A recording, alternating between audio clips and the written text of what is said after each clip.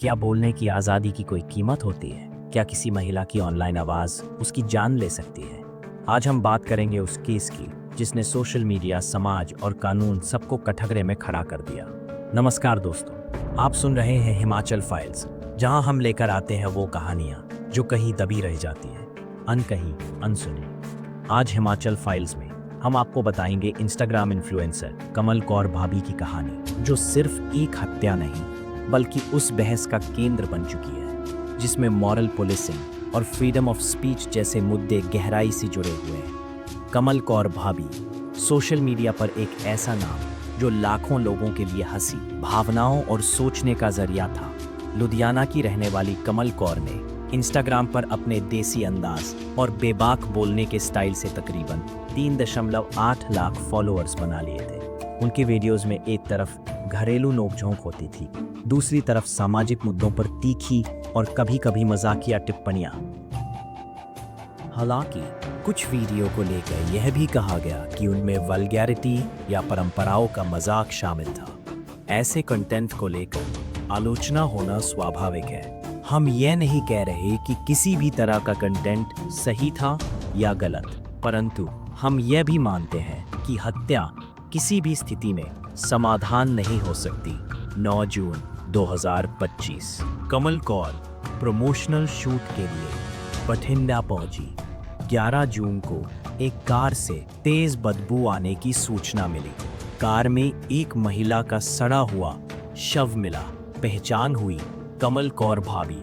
Postmortem report में मौत की पुष्टि गला घोंटने से हुई, साथ ही चेहरे पर वार के निशान भी पाए गए। यह स्पष्ट हो गया कि यह कोई हादसा नहीं बल्कि एक सोची समझी हत्या थी।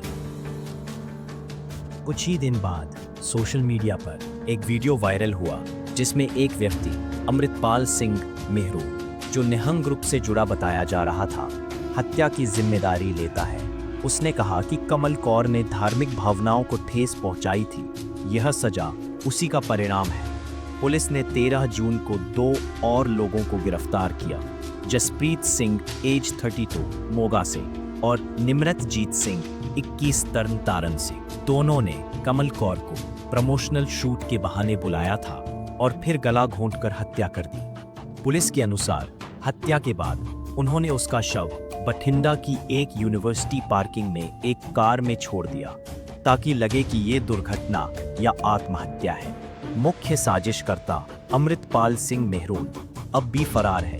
उसकी तलाश पंजाब पुलिस द्वारा जारी है। मोबाइल लोकेशन, सीसीटीवी फुटेज और वीडियो धमकियों को सबूत के तौर पर इस्तेमाल किया जा रहा है। कमल को पहले से धमकियां मिल रही थी, लेकिन उन्होंने पुलिस को कोई शिकायत नहीं दी थी। शायद उन्हें अंदाजा नहीं था कि अभिव्यक्ति की कीमत इतनी भयानक होगी।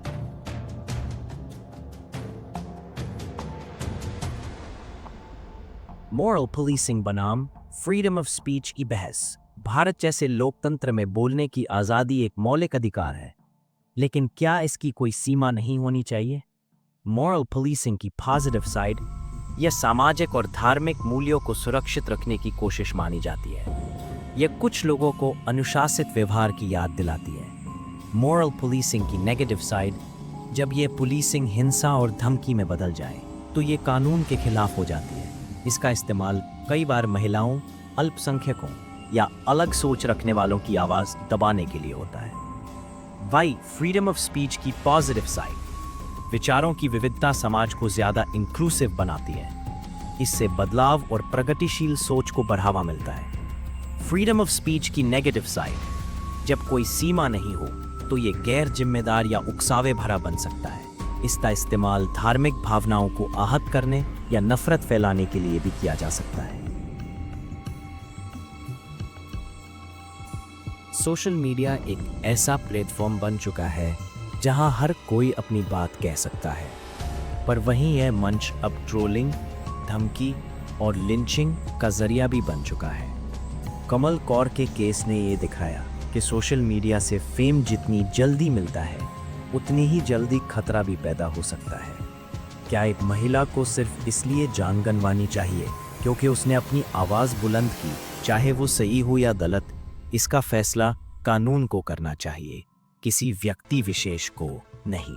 भारतीय कानून जैसे कि आईपीसी की धारा 295 ए, 153 ए, 505 धार्मिक भावनाएं भड़काने या अशांति फैलाने वालों पर कार्रवाई की अनुमति देती है। लेकिन सवाल यह है कि क्या ये कानून पीड़ित को पहले से सुरक्षा दे पा रहे हैं या ये सिर्फ घटना के बाद काम में आते हैं।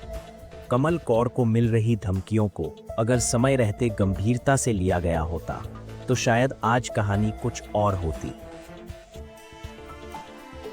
कमल की हत्या ने हमें एक आईना दिखाया है। आज हमारा समाज दो भागों में बंटा है। एक, वो जो आज़ादी चाहता है अपनी बात कहने की। दो, और वो जो उस आज़ादी पर कंट्रोल चाहता है। सवाल ये नहीं है कि कौन सही है, सवाल ये है कि क्या हम हिंसा के जरिए अपनी असहमति जताएंगे। अब ज़रूरत है बातचीत की, समझ की और ऐसे सिस्टम की जो ना बोलने से रोके और ना मारने की इजाज़त दे। कमल कौर की मौत सिर्फ एक महिला की नहीं, एक विचार की, एक अभिव्यक्ति की मौत थी। हमारा दृष्टिकोण साफ है। अगर कोई कंटेंट मर्यादा के खिलाफ हो तो उसे सामाजिक तरीके से, कानूनी तरीके से रोका जाना चाहिए। लेकिन हत्या किसी भी समस्या का हल नहीं हो सकता। आप सुन रहे थे हिमाचल फाइल्स। अगली बार फिर मिलेंगे एक नई सच्ची कहानी के साथ। तब तक सतर्क रहें और सच के साथ रहें।